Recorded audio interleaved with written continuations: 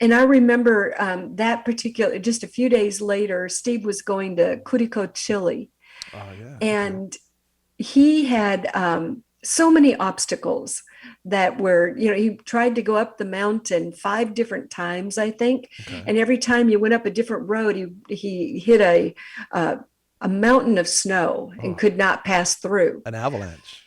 Oh, go Well, ahead. it wasn't an avalanche. It That's was about just the a book. pile of Yeah. snow on Yeah. top of the mountain. Okay. And he went down. Each time he had to go back down and drive a little further, look for another road.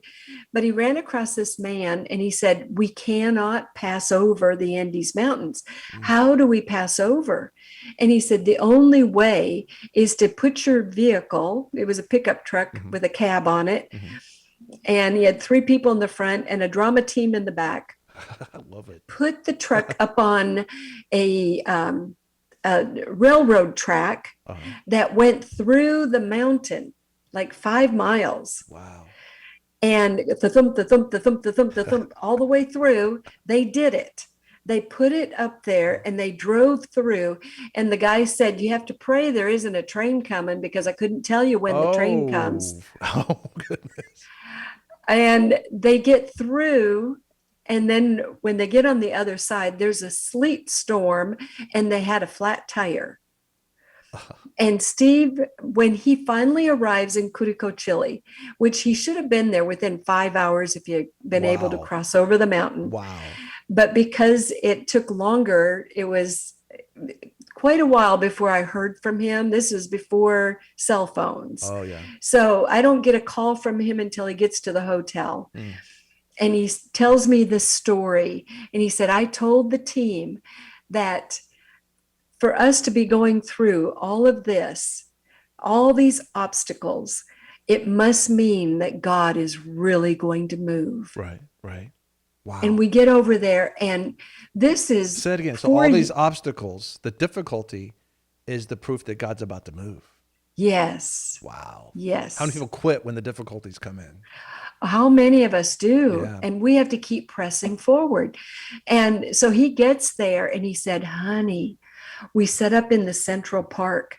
He said, "People," this was after he prayed, Mhm. "God, I don't want to do it in my own strength. I want you to do it through me."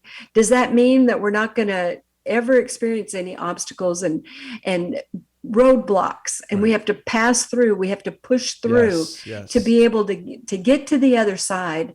And he said, "Honey, people would be walking through this here Central Park, Hmm. and we'd say, 'Why are you stopping? Why are you?'" They said, "My feet are glued to the cement." What? Oh my They goodness. could not move, What? and they just would drop their Shoo. briefcases Come and on, they God. could not move.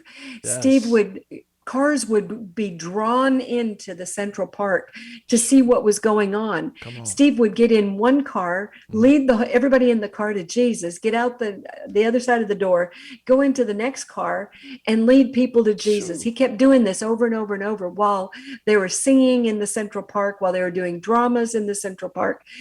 People who lived above the stores Right. would be drawn to their windows, opening the windows, wanting to know what was going on. Mm. God was moving. I love it. Oh my goodness. How many give up? When there's, I know. right now in America, people are giving up. It's like, this is the time for the harvest, Yes. right? This is the Yes. moment in time for the harvest. I love what you said, Steve said to you at one particular point when y'all were talking about what you're talking about, where he said, it's not about an easy life. It's not about a Right. dedicated life. It's about a dedicated life. It's about a committed life.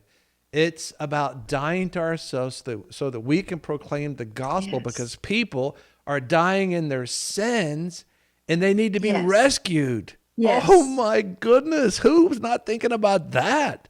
I mean, that is the thing that we need to be thinking about, is that people, I just had a funeral, I just preached a funeral on Friday. Jesus. And, Yeah.